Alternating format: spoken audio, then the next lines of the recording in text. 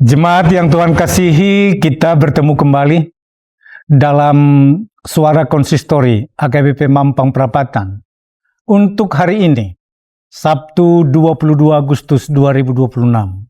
Mari saudara kita persiapkan hati kita bernyanyi dari buku ND 691 ayat 1.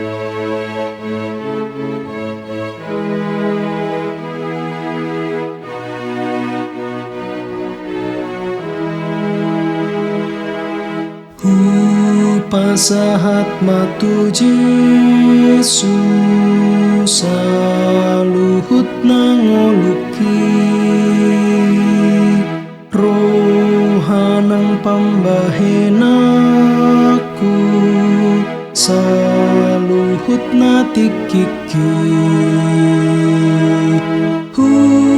pasahat matu Yesus saluhut nadiriki pasahat matu Yesus saluhut nanguluki. Firman Tuhan bagi kita hari ini tertulis dalam Amsal 16 ayat 3 berbunyi, "Serahkanlah perbuatanmu kepada Tuhan, maka terlaksanalah segala rencanamu." Saudara-saudara, seringkali kita ingin semua rencana berjalan sesuai keinginan kita.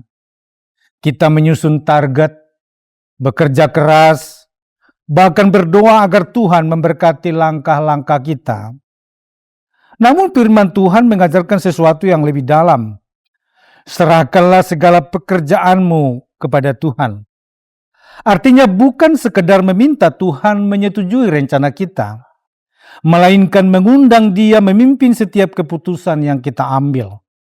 Ketika Tuhan menjadi pusat dari setiap rencana, hati kita tidak mudah gelisah, jikapun sekiranya jalan yang ditempuh berbeda dari harapan.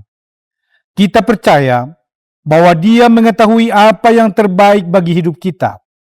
Karena itu, jangan takut menyerahkan masa depan, keluarga, pekerjaan, pelayanan kita, dan setiap impian ke dalam tangannya. Apa yang kita percayakan kepada Tuhan tidak akan pernah sia-sia. Dia sanggup membuka pintu yang tepat, menutup jalan yang berbahaya, dan meneguhkan setiap langkah yang sesuai dengan kehendak-Nya. Hiduplah dengan tekun, bekerja dengan setia, dan serahkan hasilnya kepada Tuhan. Di tangannya, setiap rencana memiliki tujuan yang indah. Amin. Mari kita berdoa.